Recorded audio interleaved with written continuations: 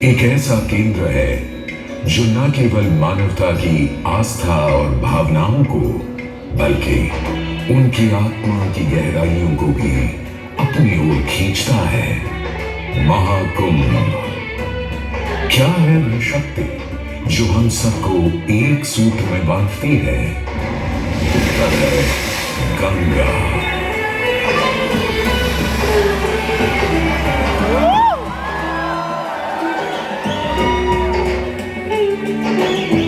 किंतु गंगा क्यों? क्योंकि गंगा कोई नदी नहीं है, आस्था की अविरल तरल धारा है गंगा। विश्वासों की वाहिनी, संस्कृतियों की सरिता है गंगा। और इस स्थान पर, इस प्रयागों के राज में श्वेत गंगा गंगा का संगम होता है अपनी दो बहनों श्यामल वर्ण यमुना और अदृश्य सरस्वती से। और इस त्रिवेणी संगम के कारण ही यह जगह इतनी महत्वपूर्ण हो जाती है। गंगा के उद्गम के बारे में जो पौराणिक कथा प्रचलित है वो बड़ी ही रोचक और मनमोहक है। तो आइए क्यों ना आज हम आपको गंगा अवतरण की कहानी सुनाएं, दिखाएं। दानी था राजा बलि पर करता था दम, पूरी पृथ्वी पर फैला था उसका ही आतंक। उसके आतंक को रोकने विष्णु ने धरा एक रूप, 52 अंगुल का बौना बनकर पहुंचे जहां था भूत।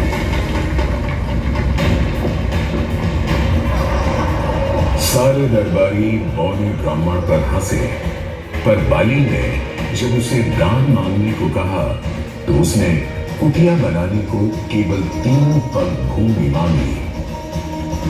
पर जब बौने ब्राह्मण ने भूमि नापनी शुरू की तो जैसे भूचाल आ गया। वामन ने पहले पग में पूरी धरती नाप ली और अगले कदम से स्वर्ग। ब्रह्मा जी ने भगवान विष्णु के चरण धोकर उस जल को अपने कमंडल में भर लिया। और अब वामन अवतार ने अपना तीसरा पग बलि के सिर पर रख उसे पाताल लोक भेज मुक्ति दे दी।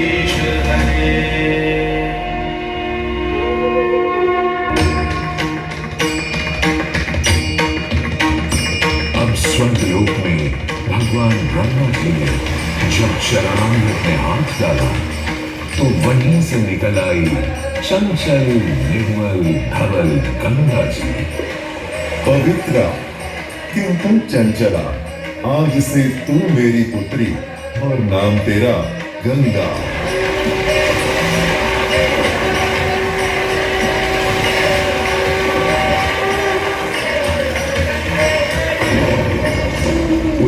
कुछ समय बाद सतयुग में इक्ष्वाकु कुल के सूर्यवंशी राजा सगर ने सारे संसार को जीतने के लिए एक अश्वमेध यज्ञ का संकल्प किया। सुने सुने सुने, सब सुने, यह चिन्हित पूजित धवल अश्व जहां भी जाएगा वो भूमि राजा सगर की मानी जाएगी। यदि किसी ने इस अश्व को रोका या पकड़ा तो उसे सगर के 60,000 एक पुत्रों और उनकी लक्षाधिक सेना का सामना करना पड़ेगा। सुने सुने सुने। भूलोक में सगर का अश्व अजेय अपराजेय बढ़ता जा रहा था और स्वर्गलोक में बढ़ती जा रही थी देवेंद्र इंद्र की तोड़ा। डरकर वो अश्व को रोकने की युक्ति लगाने लगे। इंद्र ने राजा सगर के उस घोड़े को चुरा लिया और छल से महर्षि कपिल के आश्रम में बांध दिया। घोड़े को खोजते हुए राजा सगर के 60,000 पुत्र महर्षि कपिल के आश्रम में पहुंचे। वहां घोड़े को बंधा हुआ देख क्रोधित पुत्रों ने कपिल मुनि को घोड़ा चोर समझा और उन्हें अपशब्द कहने लगे। वाचाल कुमारों, यदि कपिल ऋषि ने खोली आंख तो तपस की योगाग्नि से जलकर तुम सब हो जाओगे राख।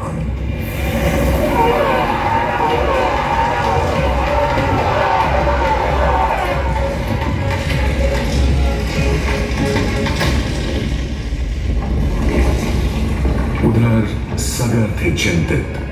न अश्व का पता था, न पुत्रों का कोई समाचार। पिता का दुख देख पुत्र अंशुमन चल पड़े खोज पर। जब महर्षि कपिल के आश्रम पहुंचे तो देखा अश्व को और साथ ही अपने 60,000 भाइयों की भस्म को। महर्षि से की क्षमा याचना और पूछा तर्पण का उपाय। तुम्हारे भाई थे घमंडी, अविवेकी और अभिमानी। भस्म कर दिया उन्हें मैंने, जो उन्होंने मेरी नहीं मानी। गंगा जल, केवल गंगा जल ही दे सकता है मुक्ति उन्हें, जो भस्म हुए तुम्हारे परिजन। अंशुमन को अपने भाइयों के तर्पण के लिए गंगा को लाने का बहुत मन था, किंतु किसी को राजधर्म भी तो निभाना था और राज भी चलाना था।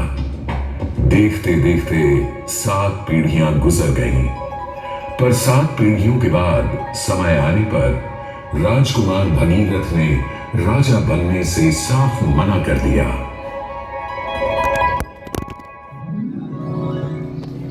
क्षमा कीजिए, क्या ये आवश्यक है कि राजा का बेटा ही राजा बने?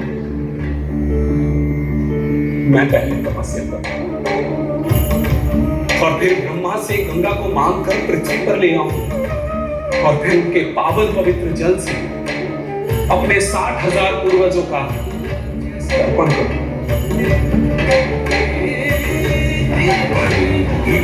वर्ष बदले, ऋतुओं की हवा बदली, नदियों के किनारे बदले, किंतु नहीं बदला भगीरथ का संकल्प। गंगा उतरा।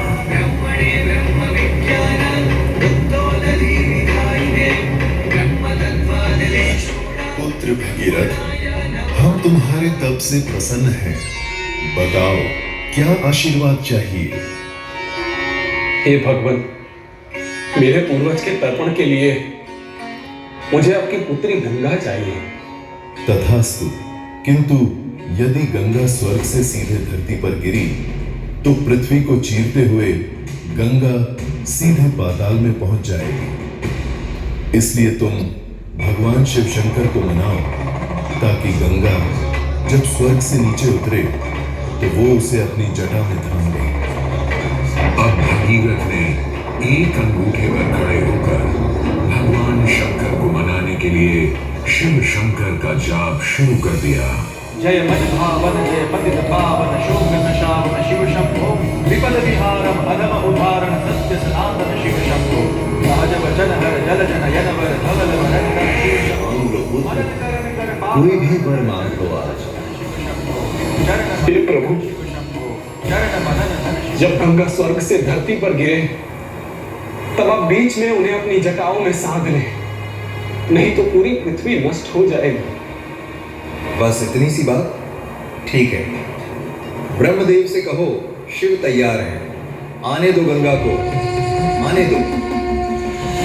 जय शिव शंकर जय करुणाकर जय जय जय करतार हरे जय कैलाशी जय अविनाशी सदाशिव सुख साधन हरे जय शशिशेखर जय कमलधर जय जय जय मातार हरे जय दुर्गालु जय मदनाथ अमित अनंत भगवान हरे जय गुरु जय जय भगवान नाम निराकार साकार हरे पार्वती पति हर हर शंभो भारि भारि दातार हरे जय रामेश्वर वैद्यनाथ के नार हरे मल्लिकार्जुन सोमनाथ जय महाकाल ओंकार हरे जय महेश्वर जय विश्वेश्वर भीमेश्वर जगतार हरे काशीपति श्री विश्वनाथ जय शंकर जय हरे नीलकंठ जय भूतनाथ जय मृत्युंजय अनिवार हरे जय श्री शंकर जय करुणाकर।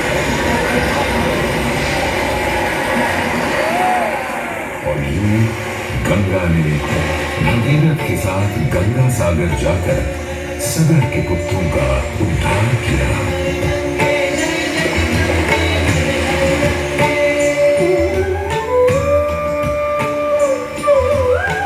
साथ ही वह भारत की सबसे महत्वपूर्ण नदी बन गई, जिसका भारत के जीवन में धार्मिक, आर्थिक, सामाजिक, ऐतिहासिक अभिदान अनंत है। हे मां गंगे, हे जगदम्बे, हे मां गंगे। मोक्षदायिनी गंगा का यमुना और सरस्वती के साथ त्रिवेणी संगम मोक्ष का संगम है। प्रत्येक 12 वर्षों में यह महाकुंभ का स्नान करता है सर्व सिद्धि प्रदान और देता है मोक्ष का वरदान। हे मां